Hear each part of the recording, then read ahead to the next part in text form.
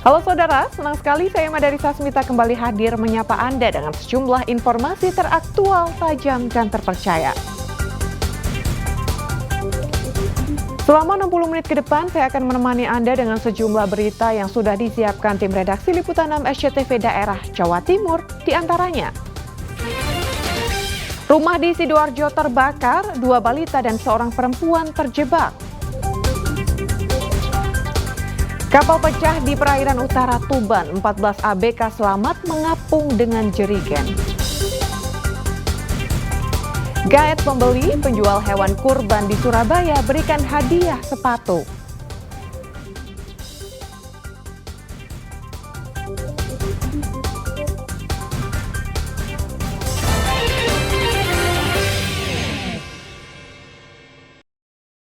Saudara, sebuah rumah di Kecamatan Gedangan, Sidoarjo ludes terbakar. Saat kebakaran, 2 balita dan 1 perempuan terjebak di lantai atas rumah hingga membuat warga panik. Ini apa ini? Asap hitam mengepul dari sebuah rumah 2 lantai di tepi jalan raya Gedangan Sedati di Kecamatan Gedangan, Sidoarjo. Insiden tersebut menghebohkan warga sekitar sebab ada seorang perempuan yang berteriak minta tolong dari lantai atas. Warga kemudian berusaha memadamkan api dengan peralatan seadanya. Beruntung beberapa saat kemudian petugas pemadam kebakaran tiba di lokasi. Meski sempat kesulitan mengevakuasi korban karena berada di lantai atas, namun 2 balita serta seorang perempuan bisa dikeluarkan dan langsung dilarikan ke rumah sakit. Pak, tadi kelihatannya ada mengevakuasi warga. Itu keluarga di sini atau gimana, Pak? Penghuni rumah. Untuk keterangan warga sini atau warga pendatang kita belum tahu. Ada berapa yang dievakuasi, Pak? Untuk bayi, anak-anak bayi sekitar kurang lebih 1 tahun, 1 sama sekitar umur 2-3 tahunan, 1 sama ibu-ibu. Ibunya anak-anak tadi 1. Terus teman-teman untuk oksigen, tadi ada yang kurang oksigen maksudnya sekitar 3 anggota. Belum diketahui pasti penyebab awal mula kebakaran terjadi. Namun imbas dari kejadian tersebut kerugian material ditaksir mencapai ratusan juta rupiah. Zainul Fajar melaporkan dari Sidoarjo. Saudara, gudang kertas impor di Mojokerto ludes terbakar. Diduga api berasal dari puntung rokok yang merambat ke tumpukan kertas. Kobaran api baru bisa dijinakkan setelah 5 unit mobil damkar diterjunkan.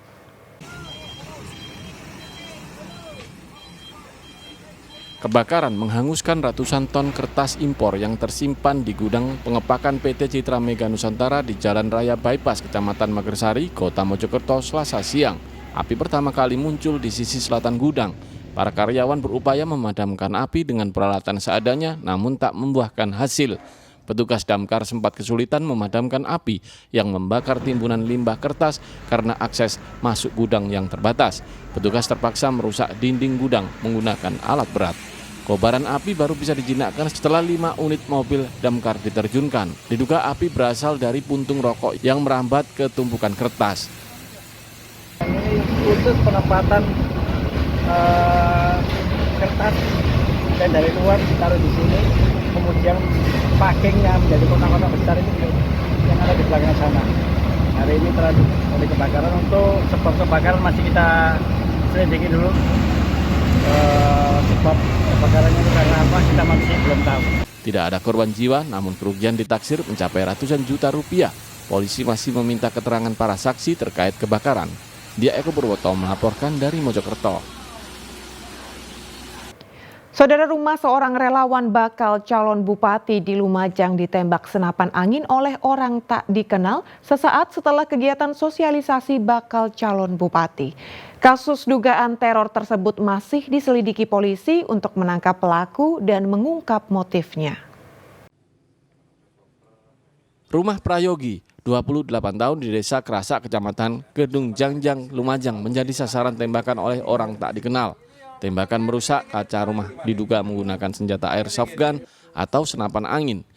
Peristiwa itu bermula saat Prayogi bersama keluarganya selesai mengadakan pertemuan relawan bakal calon Bupati Lumajang petahana Thoriqul Haq pada Sabtu malam kemarin. Pada Selasa dini hari terjadi tembakan oleh orang tak dikenal mengenai kaca depan rumahnya. Tembakan itu tidak mengenai pemilik rumah. Selanjutnya korban melapor ke aparat kepolisian setempat. Selain teror pecah kaca, Prayogi mengaku sempat mendapatkan teror di ponselnya dari nomor tidak dikenal. Selepas itu kita memang nggak bicara kepada siapa-siapa, soalnya kan saya sebagai Korcam Kecamatan Gedung Jajang takutnya berdampak kekhawatirannya ke teman-teman Korcam yang lain dan Kordes yang lain. Akhirnya saya Senin malam itu ketemu sama beliau, konsultasi gimana ini Cak untuk kedepannya, soalnya kan terus terang saya juga agak khawatir juga untuk keamanan saya dan keluarga gimana beserta teman-teman yang lain begitu. Sampai saat ini polisi memeriksa sejumlah saksi dan melakukan pendalaman kasus dugaan teror jelang Pilkada 2024 tersebut. Dan kalau dilihat dari bekas pecahan kaca ini, apa ini? Dari dugaannya apa ini? Ya mungkin senjata angin atau apa, karena suaranya hanya jus gitu aja. Tapi nggak ditemukan proyektil di... Sementara nggak ada, karena banyak pecahan kaca saya lembut sekian. Soal dugaan intimidasi jelang pilkada kemarin? Nah itu masalah itu nanti perlu kami selidiki.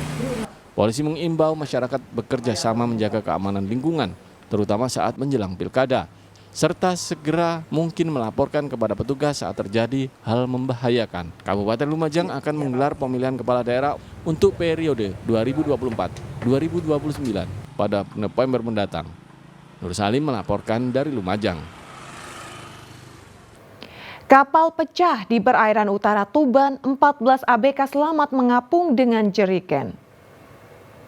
Informasi selengkapnya akan kami sajikan usai jeda berikut ini.